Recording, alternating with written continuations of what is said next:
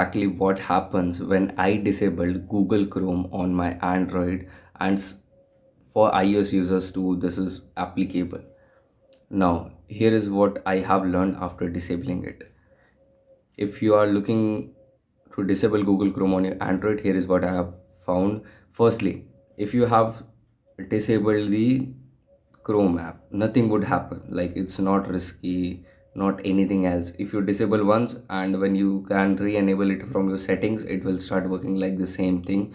Now, firstly, push notification services from website and social media platform will stop working. Suppose Chrome is sending you some notifications here in the notification bar from Facebook or from any other thing. Suppose there are some spammy websites which send you notification all the time, and they use the app that they use is Google Chrome. So, as per apnmostly.com, Chrome usually comes pre-installed as the system app, so it can't be fully installed, but it can be disabled. When I disable it, a few things happen. I can no longer open web links directly in the Chrome app, and other browsers I have installed take over as the default for opening links.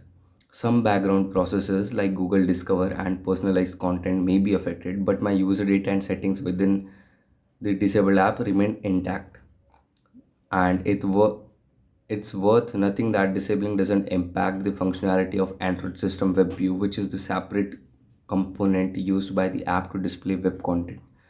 So before going ahead and disabling the Chrome, I recommend making sure that you have another browser installed to avoid any interruption to your browsing experience. So this is what it means to disable it, and like, let me show you. If I disable the Chrome browser right here, as you can see, I have tap on disable, so app is gone, right? So this is what happens. Now if you want to bring the app back, simply get into your mobile phone settings, get into the app section. Here you have to find Google Chrome. So this is the Chrome, it is disabled. Now simply tap on enable, and Forcestop does the same thing, but when you force stop, the app icon does not disappears from your app drawer. So this is what it does.